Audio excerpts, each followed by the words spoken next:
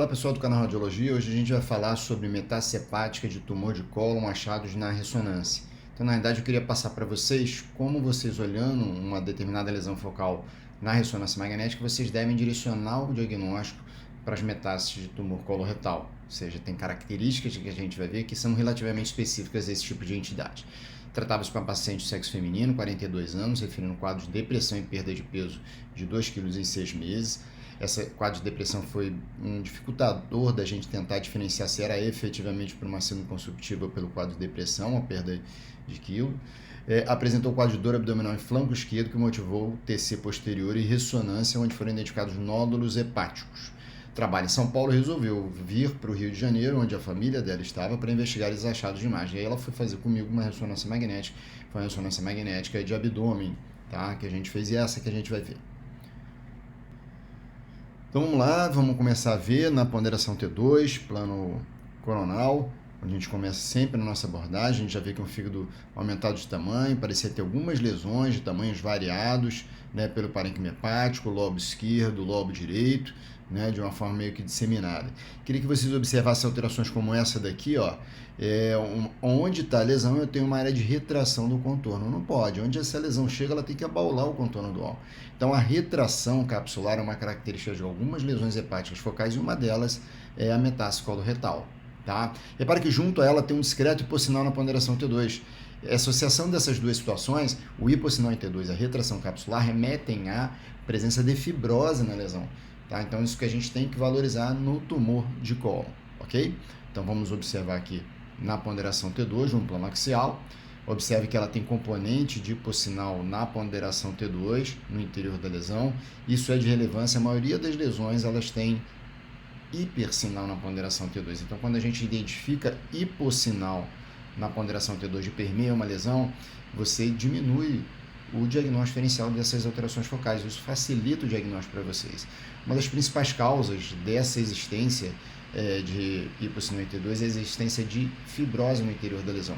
E observe, eu queria que vocês observassem bastante esse tipo de alteração aqui, ó, que é o hipossinal em T2 associado à retração capsular, tá? De novo, ó, o hipossinal em T2 associado à retração capsular. Isso é a existência de fibrose no interior da lesão, ok? Vamos também observar a ponderação em difusão, ela vai ser importante para o nosso diagnóstico inicial, tá? Então, eu vou colocar aqui para vocês a ponderação em difusão, o mapa de ADC. Vamos andar já aqui no maior valor de B, e a gente observa um outro dado também de importância. Eu tenho várias lesões hepáticas, vamos tentar contar aqui rapidamente. 1, 2, 3, 4, 5, talvez aqui, ó, 6, 7, 8, 9, 10, 11, 12, 13, 14, né, quase 15 lesões hepáticas focais e lesões com características de malignidade, com restrição de fusibilidade da água, com existência de fibrose. Ou seja, se eu pensar na possibilidade de uma lesão tumoral, a existência de múltiplas lesões hepáticas focais com características de implante, ausência de doença secundária nos outros órgãos, me remete que a disseminação dessa doença metastática pode ser mesentérico portal. E aí, uma vez sendo mesentérico portal, ele está drenando principalmente o intestino, o tubo gastrointestinal, aí estômago, intestino delgado e principalmente colo reto, tá?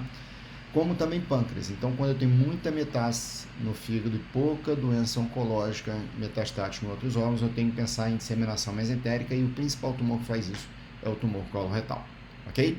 Vamos à continuidade e vamos ver agora o estudo da dinâmica de impregnação do meio de contraste venoso. Então, vou botar aqui para vocês uma fase sem contraste, vou botar uma fase arterial e vou botar uma fase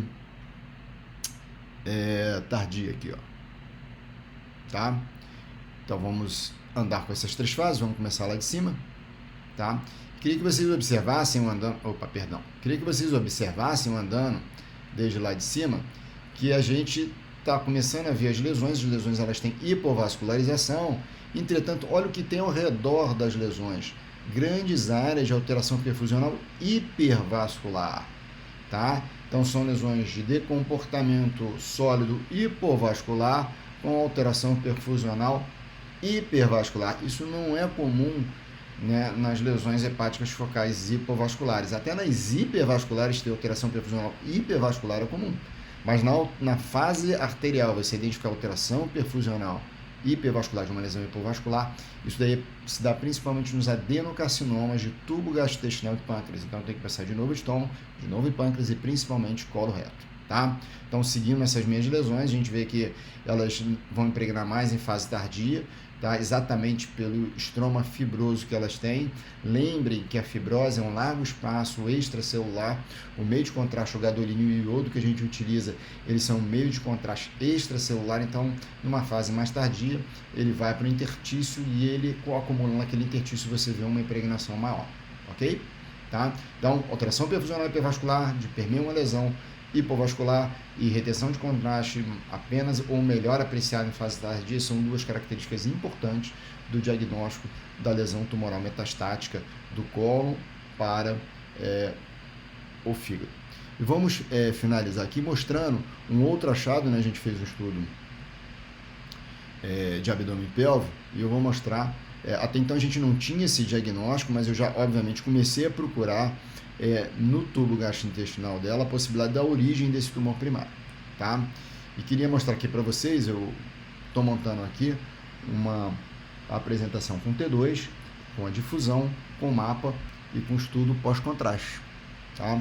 Então, observem aqui, ó, que nessa topografia a gente tem um baita espessamento parietal do sigmoide, tá? Esse espessamento tem um sinal bem alto na ponderação de difusão no maior valor de B, um baixíssimo sinal no mapa de ADC, caracterizando celularidade alta, e uma impregnação meio heterogênea e hipovascular, dando até um aspecto de maçã mordida aqui desse meu sigmoide, observado nesse plano axial pós-contraste. Tá? Então, corroborando que esse era o sítio primário e que as alterações focais no fígado eram secundárias. Mas quem me orientou isso quando eu estava na execução do exame, eu não tinha informação que ela tinha um tumor primário de colo, só tinha informação que ela tinha doença nodular hepática, tá? Foi a característica das minhas alterações focais no fígado. Lembrar que em torno de 20 a 25% das doenças oncológicas elas se manifestam pela doença secundária. Então você vê primeiro a doença secundária e vai correndo atrás do tumor primário. E essas características na ressonância podem auxiliar vocês a fazer esse tipo de diagnóstico. Tá? Então vamos voltar ao caso. Então, voltando ao caso, a estrutura de laudo que eu sempre falo para vocês que eu acho interessante colocar, né? Uma técnica, a análise de semiologia mostrando que você está falando de permeolaudo, então estão aqui as lesões hepáticas, estava aqui a lesão localizada no sigmoide, e a impressão que eu coloquei, esse aqui é o resumo, né?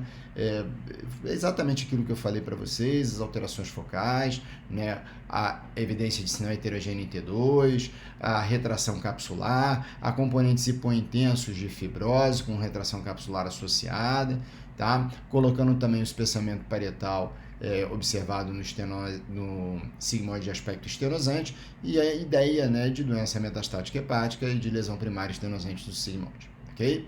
Tá? Bom, esse foi o feedback que me deram desse caso, uma lesão estenosante a 5 centímetros da margem anal, né? Confesso para vocês que eu fiquei meio perdido com a foto que ele me mandou, mas obviamente acreditei na informação que ele me passou, inclusive essa paciente já foi programada até a cirurgia dela.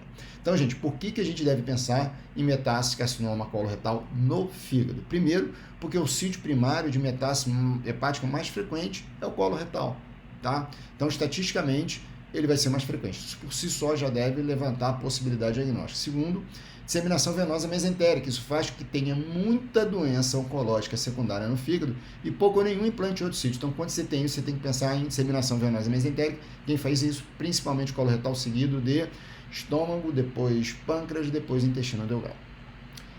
Comportamento vascular. É uma lesão hipovascular, entretanto, ela pode ter alteração perfusional hipervascular. Isso acontece sempre? Não. Mas quando acontece, você tem que pensar em sempre adenocarcinoma de colo reto e de pâncreas. Existem alguns mecanismos, compressão de vaso portal pelo tumor, liberação de mediador químico peritumoral, né, shunt peritumoral, tá? Então, parece que são múltiplos mecanismos, mas o fato que você identifica na imagem é uma alteração perfusional ao redor de uma lesão sólida hipovascular. Essa alteração perfusional ela é hipervascular.